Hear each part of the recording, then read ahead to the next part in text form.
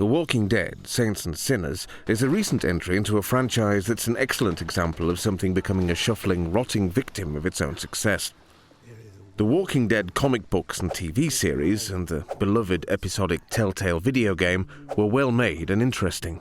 However, overexposure and too many licensed spin-offs of varying and usually poor quality have dulled its draw and impact. Will Saints and Sinners breathe new life into an otherwise decomposing IP? Or does it need stabbing in the head to put it out of its misery? The Walking Dead, Saints and Sinners is set in New Orleans after the zombie plague has struck. There's a ragtag civil war happening between two factions, the authoritarian Tower and the rebellious Reclaimed. Both sides are searching for the key that will grant access to a fabled military vault which is supposedly filled with weapons and ammo.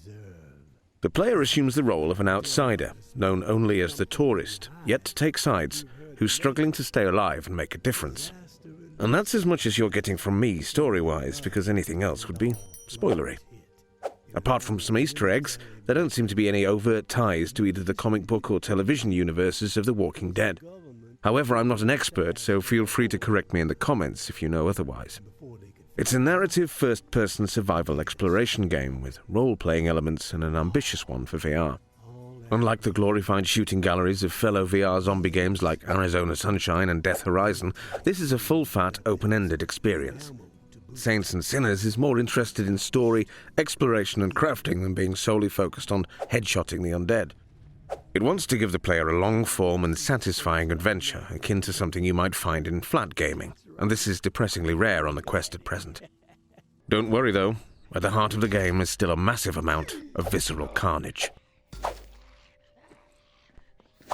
After a scene setting and mysterious intro, there's a breezy and enjoyable tutorial section which deals with everything you'll need to get started and acts as a perfect microcosm for how the game plays. However, it barely hints at how involved the game can actually get later on. But you'll come out the other side raring to get started, and with all the understanding you'll need to do so. What's immediately apparent is how tactile everything is. This is a title that's been designed for VR, with a physics system intended to add a bit of convincing heft to things that can otherwise feel a little floaty and unsatisfying. Every object and weapon in the game has a different weight. Pick up a breath mint, and it's as light as air. Pick up a plank of wood or a lump hammer, and your virtual arms will be slower to drag them around, and you'll need both hands. I've seen this in other titles, but the potential problem is the disconnect between your real and virtual movements. The Walking Dead Saints and Sinners is really nicely honed, though, and after a short period of adjustment, you'll find yourself meeting it halfway and matching your movements to your virtual avatar, effectively pretending to take the weight of a weapon or item. It works really well, and actually adds to the sense of immersion. This is particularly pleasing in the feel of melee combat. Zombie heads are there for popping, we all know that. But Walking Dead Saints and Sinners takes it a bit further.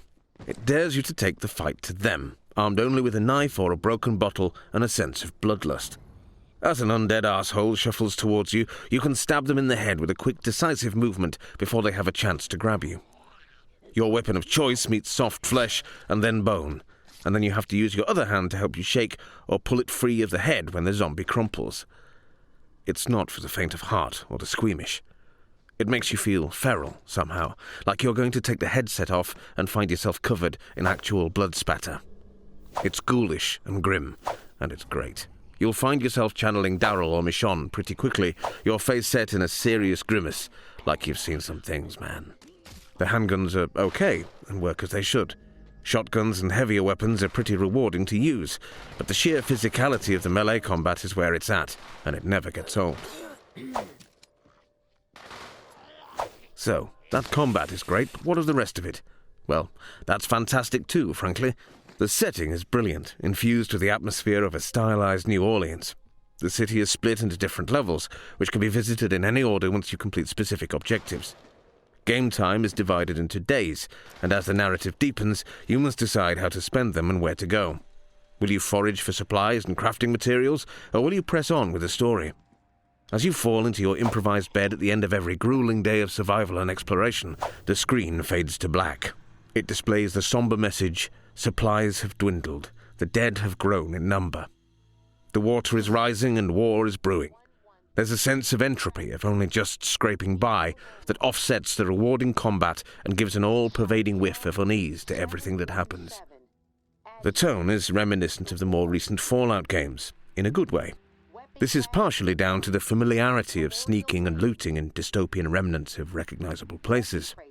It's also because of the superb soundtrack by Michael David Peter, which is definitely redolent of Inon work on Fallout. The infusion of swirling Hammond organs and dreamlike trumpets does much to crystallize the New Orleans setting, and the sound design overall is excellent. Put on some decent headphones and you'll be completely immersed in these grim, half-lit streets. Rather like other entries in the Walking Dead oeuvre, the story of Saints and Sinners is mediocre but well told. The acting and dialogue are solid. In presentation and storytelling, it's definitely attempting to channel the style of the comics and Telltale's game.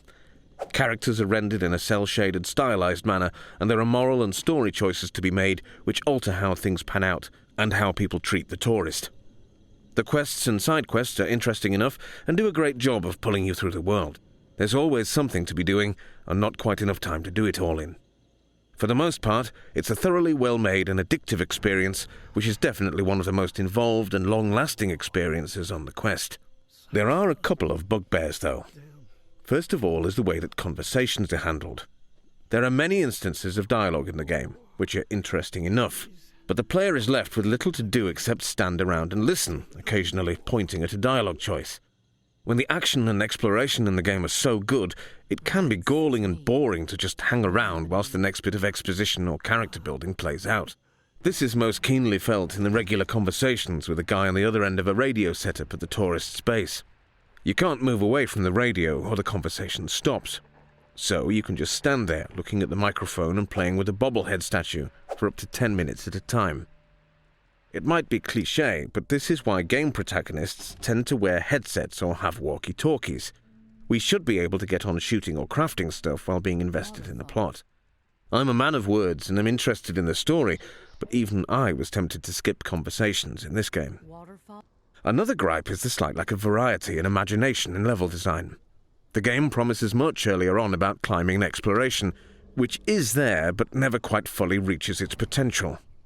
There are lots of bland streets and too many vans and lorries conveniently funneling the player around them. This does mildly dampen the thrill of exploration. I'm not too impressed by the AI of human characters either. It's okay for zombies to be idiots because they're dead. However, don't expect me to care about NPCs in a story if they're either too dumb to see I'm stood next to them pointing a crossbow at their temple, or if they spend all their time on suspicious high alert when I've just helped them out. It takes a little of the edge off the player's investment in both stealth and consequence. The Walking Dead Saints and Sinners is not without its faults then, but it's churlish to have too much of a go at it when it's merely aiming higher than most other VR games. It also squeezes a lot from the relatively modest abilities of the quest.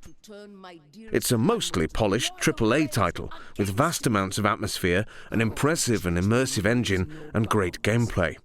If you're hungering for brains, brawn, and longevity from a VR game, it will satiate you and provide you with everything you've been craving. Highly recommended. 9. You will leave us no choice but to consider you an enemy of the tower. We do not wish this.